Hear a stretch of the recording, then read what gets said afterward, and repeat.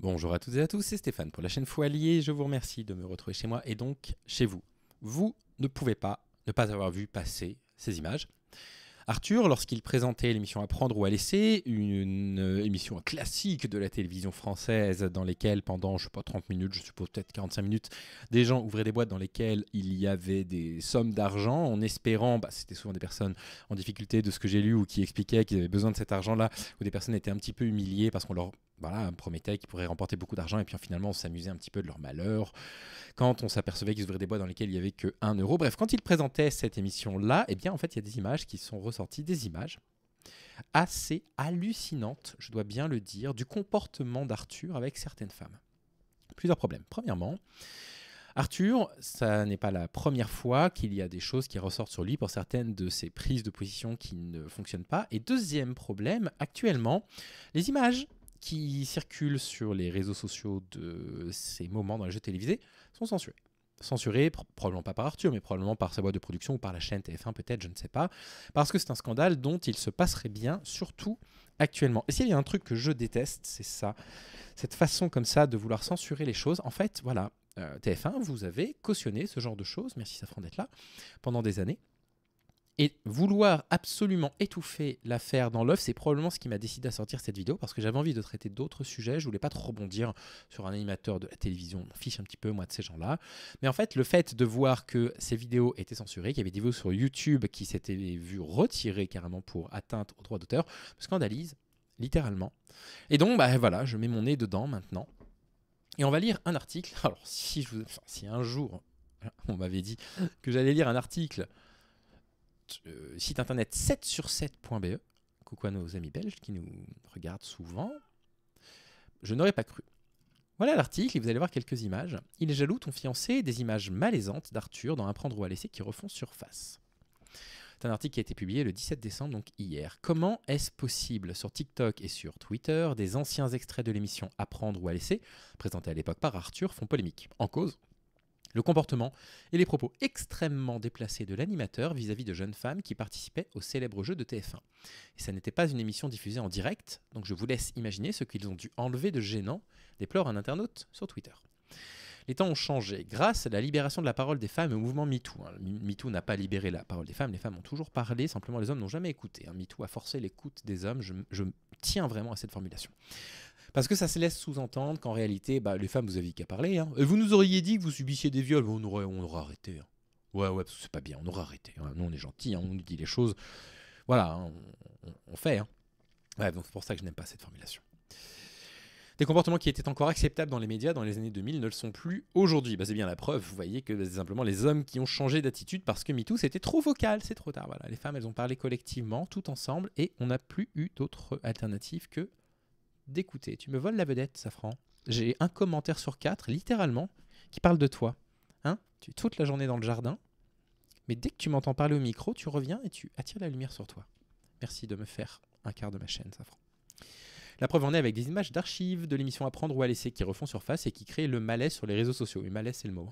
Sur les extraits en question, on peut voir Arthur, animateur de l'époque, qui se montre très tactile avec certaines candidates et tient des propos déplacés à leur égard. Puis en plus de ça, il n'y a pas toutes les images que moi j'ai vues, parce que la plupart ont été supprimées, censurées, mais je vais pouvoir vous les décrire de tête. Dans une des séquences, l'animateur gémit dans l'oreille d'une jeune femme et lui lance « Vous êtes tellement jolie. On a vu des photos de vous en maillot de bain, vous avez fait rêver nos téléspectateurs. » Bref. Il lance ensuite « Il est jaloux, votre fiancé, à la télévision. » Alerte psychopathe. Regarde maman, un psychopathe. Bref. Merci Antoine Daniel pour ce mème incroyable. La candidate lui fait comprendre que cette situation la met mal à l'aise. Il répond, elle dit, il ne faut pas me faire ça dans l'oreille, ça me fait bizarre. Mais malgré cette demande, l'acteur, un peu de respect pour le métier d'acteur quand même, continue de se montrer très proche physiquement d'elle. Voilà un petit exemple de ce que l'on a pu voir sur les réseaux sociaux. Excusez-moi. Ah, c'est rien du tout, une petite douleur que j'ai redéclenchée parce que j'ai fait un mouvement un petit peu brusque. Et j'ai même pas 40 ans, hein, la vache. Tout va bien. On y va. Faut pas me faire ça dans l'oreille. Pourquoi ça vous fait quoi? Bizarre. Ah pardon, excusez-moi. Alors le fait,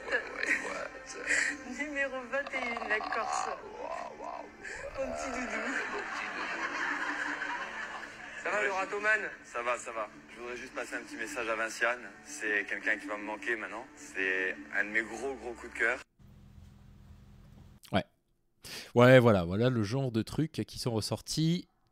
Puis il y a plein d'extraits, on va voir un autre extrait. Hein. Je commenterai avec les souvenirs de ce que j'ai vu après. Dans les autres extraits, Arthur multiplie les gestes et les propos déplacés. Par exemple, il dit « J'ai toujours aimé les femmes qui me résistaient ». Alors ça, vraiment, oh la vache. Oh, le respect du consentement, quoi. Ça vous trouble quand je vous parle à l'oreille? J'aime beaucoup votre chemisier et le fait de l'avoir pris une taille en dessous, je trouve que c'est tout de suite mieux. Vous aimez quel type de massage? Parce que là, j'en propose de nouveaux. C'est quoi votre vilain collant de grand-mère que vous avez mis? Ouais. Vous ne pouviez pas mettre un truc plus sexy. Elle a 22 ans, je pourrais être son père, mais aussi son amant. C'est la gêne totale. C'est vraiment la gêne, mais totale, quoi. Qu'est-ce qui s'est passé au niveau de vos cheveux? C'est pour détourner l'attention de votre décolleté? Vous avez oublié un bout de tissu? Peut-on entendre de la part d'Arthur dans les vidéos? Le tout accompagné de gestes inappropriés et non consentis. Regardez-moi ça. Ah. Je vous présente la bombe atomique de l'émission. Je suis blé de partout. Détendez-vous. Vous avez besoin d'un royal massage, j'ai l'impression. Allez-y. Celui-là. Un royal câlin. Hein?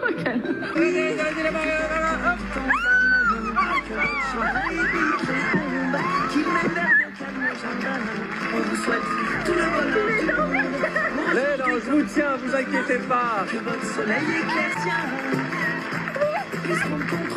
On va la ranger dans le coffre tout de suite, hein. Ça va? Vous avez un petit air de Monica Bellucci, mais sans les pêches. Oui, non, mais je plaisante, hein, mademoiselle. Madame. Attendez, madame. Ah oui. Ah, vous avez quand même trouvé un mari? Vous êtes toute stressée, là. Putain, la vache. Vous aimez quel type de massage? Parce que là, j'en propose des nouveaux, là, cette semaine. Faites voir, elles arrivent où, les jambes? Jusque-là? Oui, là. Qu'est-ce qu'il y a? Rien. Qu'est-ce que c'est que ce vilain collant de mes mères, là, que vous avez mis, là? Mais vous pouvez pas mettre un truc plus sexy? Un alpenti qui remonte jusqu'au-dessus du nombril. Jolies jambes. Du mollet de qualité, je montre à Jean-Louis qui aime bien ça. C'est du mollet de 26,42. Vas-y, asseyez-vous. Très sexy, vous devez être très courtisé. Non. Quoi? Non. Juste, vous me grattez le dos. C'est vrai. Allez, c'est parti. Non, ça c'est pas gratter, ça c'est caresser. Grattez bien, grattez bien. Plus bas, plus bas, plus bas, plus bas, plus bas. Ah, Encore ouais, plus quand bas. même. Plus bas, plus bas, plus bas. Bon, c'est la gêne totale. Bon, finalement, il y a pas mal des extraits que j'avais déjà vus. Hein. Sur Twitter et sur TikTok, les internautes sont consternés par ces images datant du début des années 2000. Ça ne se fait pas, c'est carrément déplacé, personne ne le lui a dit, le côté tactile, franchement, c'est très limite. J'avais le souvenir déjà adolescent d'être très mal à l'aise, comment est-ce possible? Je pense que ça devait révolter plein de gens à l'époque, mais il n'y avait pas les réseaux pour lier les gens entre eux dans leur révolte. Je me demande si un jour, on va avoir des témoignages qui vont sortir au sujet d'Arthur. Le sentiment d'impunité est si grand, peut-on lire, parmi les nombreuses réactions sur la toile. Bon, qu'est-ce qui se passe? J'en ai un peu parlé dans les dossiers du Fou Allié. Le deuxième dossier était consacré à comment ce genre de choses peut arriver dans le cinéma. Si ça vous intéresse, vous allez sur la chaîne secondaire Les Dossiers du Fou Allié. C'est le deuxième dossier dont le titre était, que je me souvienne bien, Le monstre ultime du cinéma. Ce qui se passe, c'est qu'il y a un rapport de domination qui se crée. De toute façon, le viol est un crime de domination. C'est un crime de pouvoir. C'est quelque chose qu'il faut vraiment comprendre définitivement. Les victimes n'ont jamais rien cherché, n'ont jamais rien provoqué. Vous avez des hommes qui ont un pouvoir et qui utilisent ce pouvoir sur le corps des femmes. Ce que l'on retrouve dans le cinéma, on le retrouve bien évidemment à la télévision. À la télévision, il y a un rapport d'autorité très fort qui est exercé entre la personne qui est la star, entre guillemets, l'animateur qui peut faire la pluie et le beau temps, et le candidat et les petites mains qui travaillent sur le plateau, etc.